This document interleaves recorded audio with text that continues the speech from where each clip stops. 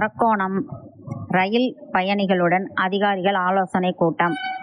3ஆம் கண் பாலம் பயன்படுத்திக் கொள்ளவும் நகராட்சிக்கு அனுமதி. ராணிப்பேட்டை மாவட்டம் அரக்கோணம் பழனிப்பேட்டை பகுதியில் இரட்டைக்கண் பாலம் அமைந்துள்ளது. இந்த பாலத்தில் விரிவாக்க பணிக்காக நவம்பர் 2ஆம் தேதி முதல் 11ஆம் தேதி வரை போக்குவரத்து நிறுத்த ரயில்வே அறிவித்தது. எனவே இதற்காக பயணிகளுடன் அதிகாரிகள் மட்டத்திலான ஆலோசனை கூட்டம் ரயில் நிலையத்தில் நடைபெற்றது. அப்பொழுது அதிகாரிகள் மக்கள் கருத்தை கேட்டறிந்தனர். அப்போது பலர் பல கோரிக்கையை முன்வைத்தனர்.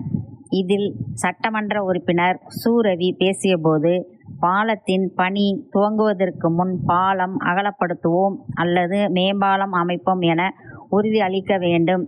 இல்லையென்றால் தொடர் போராட்டம் நடைபெறும் என்று அறிவித்தார். கவுன்சிலர் துரை சீனிவாசன் பேசியபோது, இரட்டைக்கண் பாலம் மூடினால் மக்கள் அவதி போக்க எனது வார்டில் உள்ள 3ஆம் கண் பாலம் சீரமைப்பு பணியை நகராட்சியிடம் தர அனுமதி கோரினார்.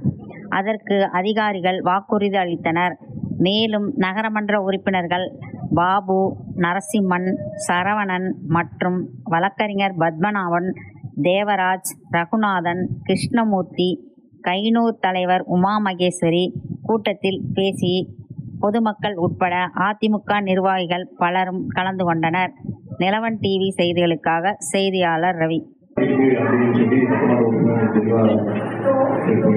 இப்ப என்ன எங்களுக்கு பப்ளிக் என்ன பிரச்சனை பாத்தீங்கன்னா, மார்க்கெட் இருக்கு, இதுல வந்து கனெக்டிங் ரோடு புது தெற்கு ரயில்வே சென்னை கோட்ட சீனியர் டிஎன் அவர்களே, டெப்டி சிஇ கட்டி சக்தி அவர்களே, இருந்துள்ள பல்வேறு இயக்கங்களில் வந்திருக்கின்ற அருமைக்குரிய சகோதர சகோதரர்களே, உங்கள் அனைவருக்கும் அரக்கோணம் ரயில் பயணிகள் சங்கத்தின் சார்பிலே என்னுடைய நெஞ்சார்ந்த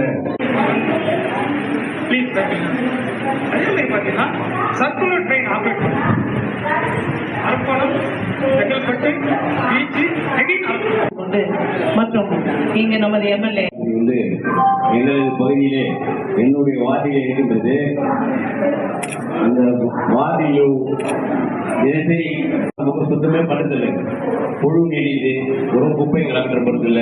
எங்கள் லைட் போனவங்க உடனே இது பண்ணிடுறாங்க, பாதுகாப்பு இல்லை. அதெல்லாம் தயவு கொண்டு எங்க அதிகாரியோடு சேர்ந்து இந்த பொதுமக்கள் நம்முடைய அரசாங்கம் இது இருக்கக்கூடிய அதிகாரிகள் முதலிலே அதை தெரிந்து கொள்ள வேண்டும். ஐஎன்எஸ் ராஜாரி என்பது நம்முடைய ஆசிய கண்டத்திலே மிகப்பெரிய 2வது கப்பல் படைதான் இருக்கின்றது. அதே போல மத்திய பாதுகாப்பு படை, தேசிய பேரிடர்